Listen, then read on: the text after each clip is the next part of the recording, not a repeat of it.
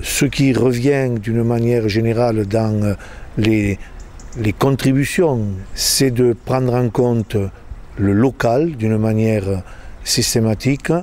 J'attends que dans toutes les instances de la République, on prenne en compte les phénomènes environnementaux et je crois que chacun s'accorde à dire qu'il faut faire en sorte que l'avis des citoyens puisse être davantage pris en compte en faisant bien attention à ce que l'avis des citoyens soit représentatif d'un groupe relativement important.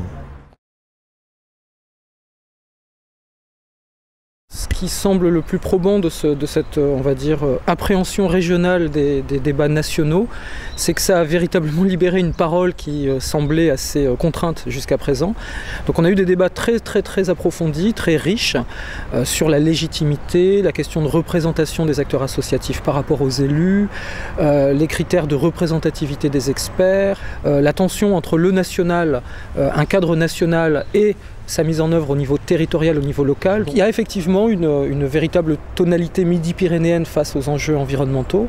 Il y a aussi la tradition d'une région très engagée politiquement. Donc, spécificité, oui, mais qui doit être la spécificité de toutes les régions. Je pense qu'il y a même, il n'y a pas un Grenelle de l'environnement, mais il y a 26 Grenelles de l'environnement, 26 Grenelles régionaux de l'environnement. Nous, on est un peu comme tout le monde, on est à la fois citoyen, professionnel. Donc moi, je suis venue en tant qu'observateur du débat public. Et puis, on a des choses à dire aussi en tant que, justement, structure spécialisée dans le débat public. C'est ce qui m'a le plus frappé, c'est qu'il y a une soif d'expression considérable et une méconnaissance entre les acteurs encore plus importante. Et donc, ce qui a été énormément exprimé, c'est qu'il devrait y avoir des lieux dans le local, parce qu'il n'y a que là, il n'y a qu'à cette échelle-là qu'on peut se parler, qu'il devrait y avoir débat constant entre voisins, ça a été le mot dit ce matin, et que déjà on apprenne à se connaître.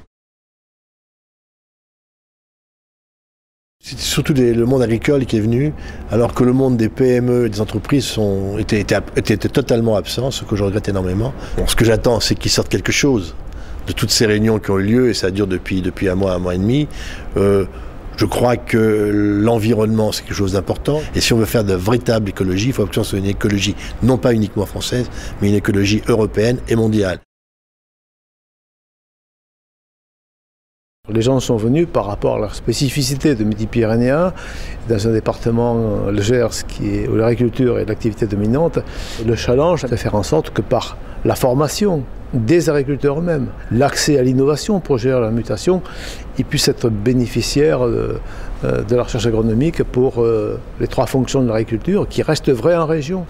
Nourrir les hommes, prendre en compte la réponse aux défis énergétiques et en même temps en intégrant les principes du développement durable, c'est-à-dire une agriculture plus économe en eau, plus économe en pesticides, qu'elle continue toujours à aménager le territoire.